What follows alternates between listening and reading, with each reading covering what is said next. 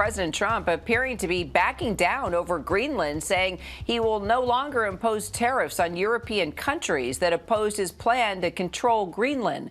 This is coming in after a post on Truth Social, a meeting between Trump and Mark Rutte, the Secretary General of NATO. That post sending stocks soaring, with the Dow up about 1.5%. Our Elizabeth Schulze and Patrick Reevell join me now for more. Elizabeth, let's start with you. I don't know, taco is starting to trend again. We're getting hungry talking about tacos here. I mean, look, yesterday the trade on Wall Street was sell America. We saw that big sell-off in the markets. Today we're back to taco. Trump always chickens out. This is this idea we got used to during these tariff threats all throughout last spring and the summer, where the president made these big threats against often allies and then ultimately pulled back often after we saw a sell-off in the market. And that is a little bit what we're seeing here today, that big move in the Dow immediately after the president posted on social media. So he said in this post there's a framework of a future deal with respect to Greenland. And then he says, in fact, the entire Arctic region, based upon this understanding, I will not be imposing tariffs that were scheduled to go into effect on February 1st. So that was those tariffs on 8 NATO countries,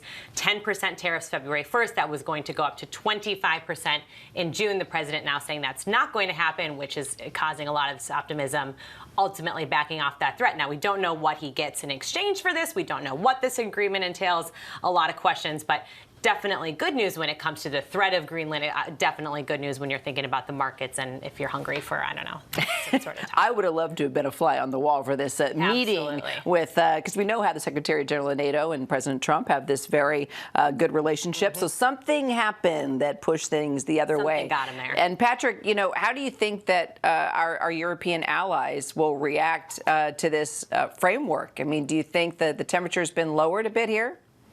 Yeah, Kira, I mean, it certainly does seem to have been lowered. It seems that the European NATO allies have managed to come up with a proposal that has allowed President Trump to take an off-ramp out of this crisis. As you say, we don't know any of the details of this framework. President Trump in that post did mention the Golden Dome, which is the missile defense shield that he is trying to develop for the US. So perhaps it's somehow linked to some kind of deployment construction on Greenland. But we know that from the beginning there has always been an off-ramp because, you know, overwhelmingly most former US national security officials as well as security experts say that under the current arrangement with Denmark, the US could already pretty much do anything it needed to meet its security needs on Denmark, on Greenland. You know, for example, building whatever military infrastructure it needs, deploying whatever military forces it needs there. And so, in many ways, this crisis was always one of President Trump's own choosing. It now seems that perhaps, as Elizabeth was saying, because of how